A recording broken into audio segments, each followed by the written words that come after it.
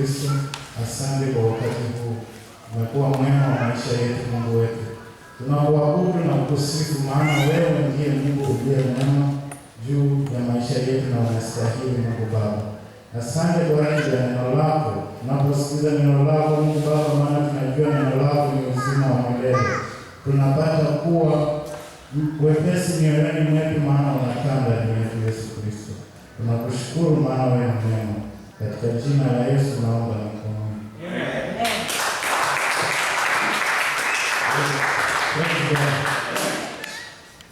Nashukuru sana kwa fursa hii. Na nafurahi sana maana nimepewa wakati kama huu kunena neno la Mungu. Hii kumaanisha kwamba pia mimi napata kujua na kulifahamu zaidi. Praise God. Ni vizuri sana kuzungumza neno la Mungu, maana linakupa uzima wa milele na Mungu mwenyewe huwa anafurahi sana. Praise God. Siku ya leo katika mchana kama huu, Mungu pia kwa sababu zake ya kwamba tumeshirikiana pamoja hivi, na hiyo sababu lengo kuu ni sisi tumwabudu. Praise God. Na tukikaa hivi tukimwabudu Mungu wetu na tumpe sifa, hivyo ndivyo Mungu wetu anafurahi. Si ndio? Hata ndio maana kila siku unapata tunakula pamoja. Inaonyesha ya kwamba tuko na upendo kati yetu. Na upendo ni Yesu Kristo. Praise God. Sasa hatuna aibu yoyote kunena neno la Mungu ama tukae neno la Mungu bila kuambia watu wengine ya kwamba Mungu anaweza. Praise God. Na Mungu mwenyewe anasema hivi katika maandiko, Korinthian, anasema ameshuka mwenyewe na amejenga makao ndani ya watu wake. Praise God. Ndio maana sisi hatuna shaka yoyote, maana tunajua si anakaa ndani yetu. Na sisi tunaogopa nini? Haja yetu na inafaa sasa tumwamini, tujitolee na kumwamini yeye peke yake, maana hakuna mwingine. Maana ametuhakikishia ya kwamba yeye mwenyewe anakaa ndani yetu. Praise God. Na katika kitabu cha John chapter 1 verse 6, John chapter 1 verse 10, the word was in the world, and through God made the world through him.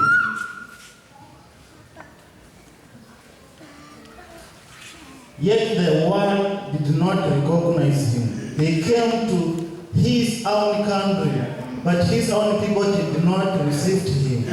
Yani neno lilikuwepo mwanzo, lakini bado watu hawakuliamini. Ndio sasa neno lenyewe ambalo ni Mungu akaona hawa watu wataishi bila kuniamini, niwache mimi mwenyewe nishuke ili sasa nimalize haya mambo yote. Praise God. Na ndio maana Yesu ameshuka na ametupatia uzima wa milele.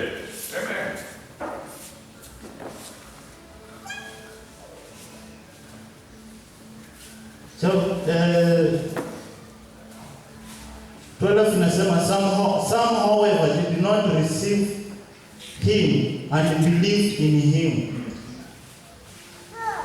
Yani kumaanisha kuna watu wengine ndio sio wote walimwamini. Sasa kumaanisha kuna wenye walibaki na hawakumwamini. Na sasa ndio bado wako hawajamwamini. Na ndio jukumu letu ni sisi. Amesema nendeni huko nje. Mwenye brother alisema muambie ya kwamba Yesu peke yake ndiye anaponya, Yesu Mwokozi ambaye ni wa maisha yetu. Na sisi ambao tumemwamini, neno lake linasema ya kwamba ametufanya Wacha nisome neno. So he gave them the right, 12. He gave them the right to become God's children. Very good. They did not become God's children by natural means. Kumaanisha neno la Mungu hauoni tu la kawaida, usione tu kama la kawaida. It is very spiritual. Praise God. Na ndio maana katika kazi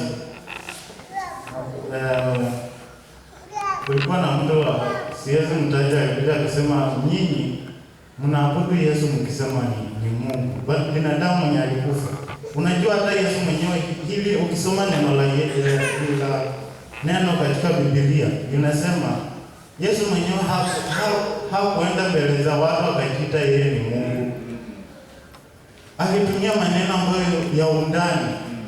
Ukisema Biblia andiko linasema Yesu anajiita yeye mwenyewe Alfa na Omega, mwanzo na mwisho.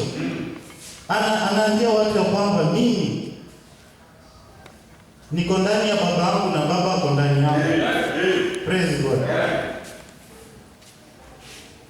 Na ndio maana Yesu, neno la Mungu mwenyewe ndio Yesu Kristo. Praise God. Maneno haya, neno la Mungu nilikuja kujua pia ya kwamba huwezi liangalia tu kwa ukawaida wake ukasema umejua. Ni Roho Mtakatifu ndiye anayekuongoza ili uweze kupata ufunuo wa hilo neno linasema nini. Sasa unapata watu kama wale wanasema nyinyi na Yesu sio Mungu. Sasa kama yeye mwenyewe anasema mimi ni Alfa na Omega, nilikuwepo mwanzo na tena mwisho, kwani mwanzo na mwisho ni nini? Huyu ni Mungu ambaye tunamwabudu, ambaye ametupea uzima wa milele. Praise God. Na tumefanywa kuwa wanawe kwa njia ya imani, ya kwamba tukaweze kuamini neno lake. Praise God. Na kwa hivyo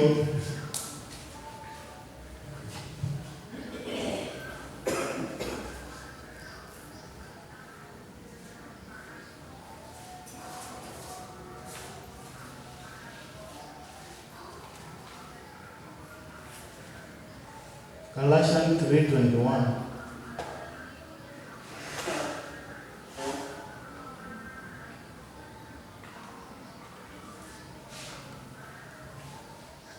The scripture says, does this mean that the law is against God's promise? No, not all, for it is human being had received a law that could bring life.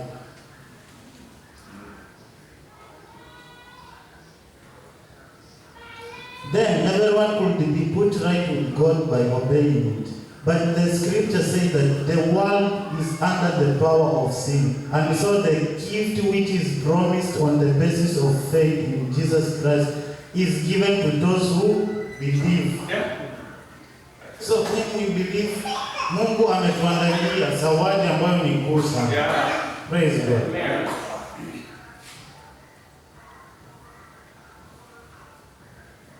But before the time for faith came, the Lord kept us all locked up as a prisoner until this coming faith should be revealed. Yani tulikuwa wafungwa, hatukuwa tunajua ni nini tunafaa kufanya. Lakini neno lilipokuja likatufanya tukakuwa huru. Sasa saa hizi tuko huru, unaweza simama ukatangaza neno la Mungu. Hutaambiwa sijui fuata hii njia, fanya hivi. Neno ndio hili liko na sisi. Na Yesu Kristo amekuja. Tuko huru. Praise God.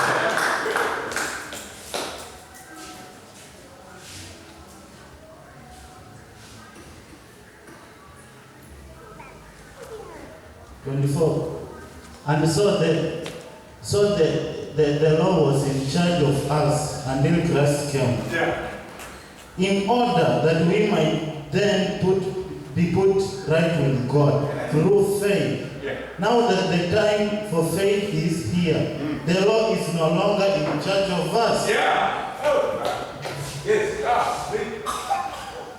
We are free now because Jesus is here with us. Isn't it? Tulikuwa huru kitambo sana. Na ndio kitu ambayo sisi tumebakisha tu ni kumwamini huyu Yesu Kristo. Tumtegemee yeye, maana hatuna lingine la kutegemea. Maana yeye mwenyewe amesema nimewaachilia huru.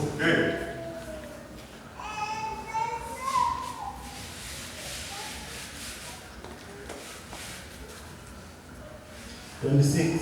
It is through faith that all of you are God's children in the union of Christ Jesus. Ni kwa njia ya imani tu ya kwamba tumeamini, tumekuwa watoto wa Mungu wetu. Na ndio maana Mungu ametupatia nguvu. Ametupatia nguvu yeye mwenyewe. Anasema ametupatia nguvu ya kukanyaga nyoka na nge. Sasa tuko na nguvu, tunaishi na nguvu za Yesu Kristo. Praise God.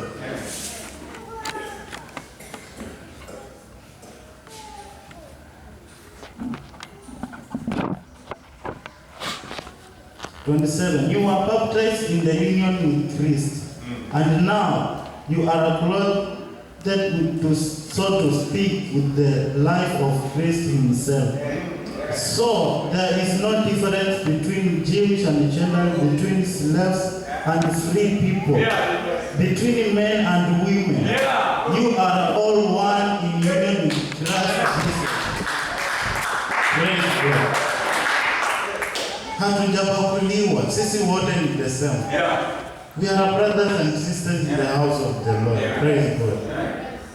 Na tunajifunia kwamba katika unyonge wetu Mungu anatufahamu.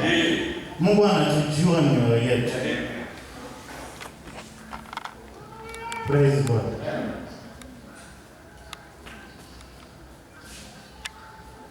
Nataka kusema ya kwamba Mungu pia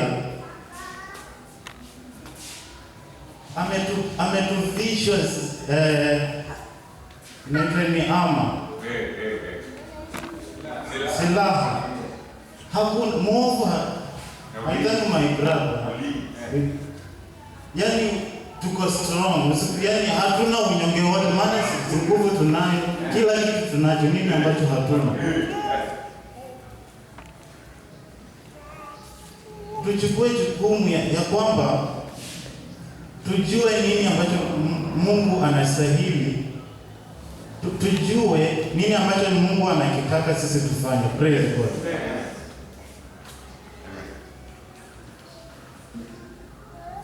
Nashukuru sana ya kwamba Mungu mwenyewe, uzuri Mungu mwenyewe ametupa neno lake, na hili neno ndilo linalotuongoza sisi katika hali ya unyonge. Hata tunakapo patana na shida kule nje, tunategemea neno la Mungu ambalo ndilo linatuinua. Praise God. Katika hali ya unyonge wetu, Paulo alisema katika hali ya unyonge wangu ndipo napata nguvu. Ndipo napata nguvu na ujasiri wa kumuabudu huyu Mungu. Sasa hatuna shaka lolote tukiwa ndani ya Mungu, katika uwepo wa Mungu, tunafurahia ya kwamba tuko na maisha ya milele. Praise God.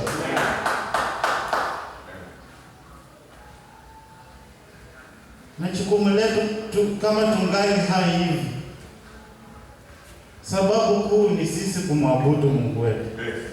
Hatuna lingine. Maandiko inasema mahali ya kwamba tumefanywa kuwa the slaves of Jesus Christ, not by birth. We are the slaves of Jesus Christ because we have. Sisi sio slaves wa sin. We are not the slaves of sin. We are the slaves of Jesus Christ because Jesus Christ, He wants to give us the eternal life. Praise God.